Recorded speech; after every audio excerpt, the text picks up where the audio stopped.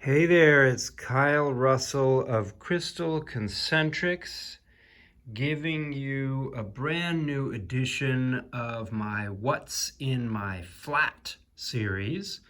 In this case, it's mostly cutting slabs for jewelers of Sugilite. And it's a bit of a twofer because we've got this second flat here full of other wonderful items, including a bunch of rough chunks. So let me talk to you a little bit about what's going on here.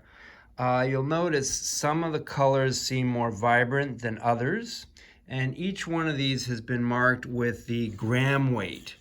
This one, for example, has some pretty serious pink gel on it, which is in contrast to some of the color you see here, which is more of a straight purple.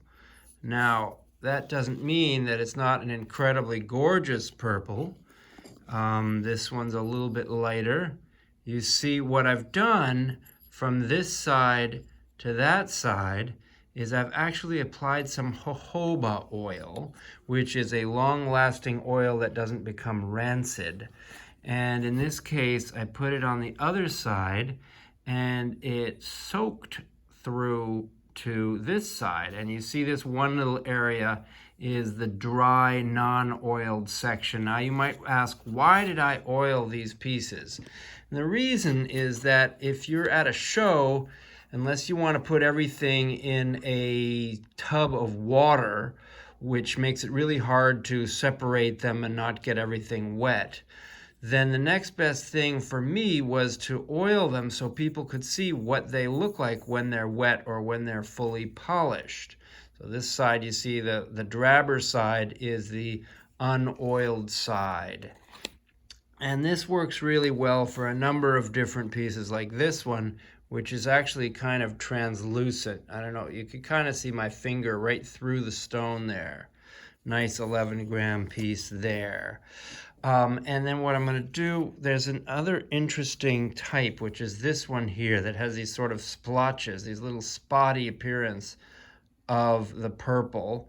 And then you've got this sort of bluish gray at the other end. So I'm going to be uploading all of these to my crystalconcentrics.com website, so you'll be able to see them and buy them individually. But I'm probably going to be taking them to Tucson, some of them, probably not all of them, and showcasing them there as well.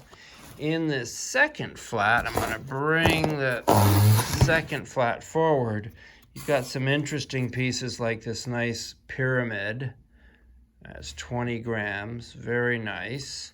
And then you have all of these rough pieces. Now the rough pieces I have not oiled, and I don't oil them because I think that if someone is going to be putting a bunch of money into a specimen, that they should be able to see what it looks like naturally. Because unlike the slabs, which you have over here, where you want to get a sense of what it will look like when it's polished, you have to accept the possibility that this piece might never be cut, which is exciting because it's naturally broken off all the way around. It's very pleasing shapes. That's the way I like to choose them.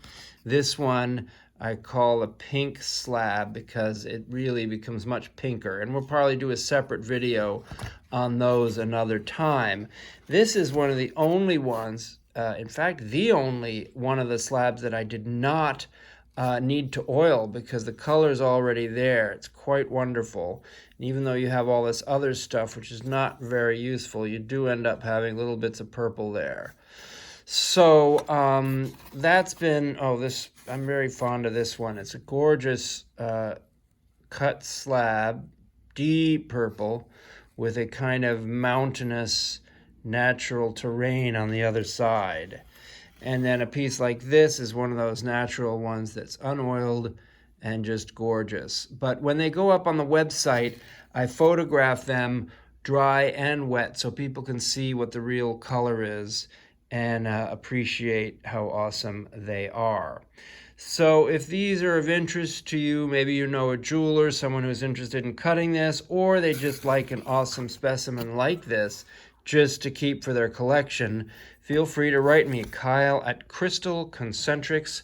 www.what'sinmyflat.com. Thanks for watching the latest episode of What's in My Flat.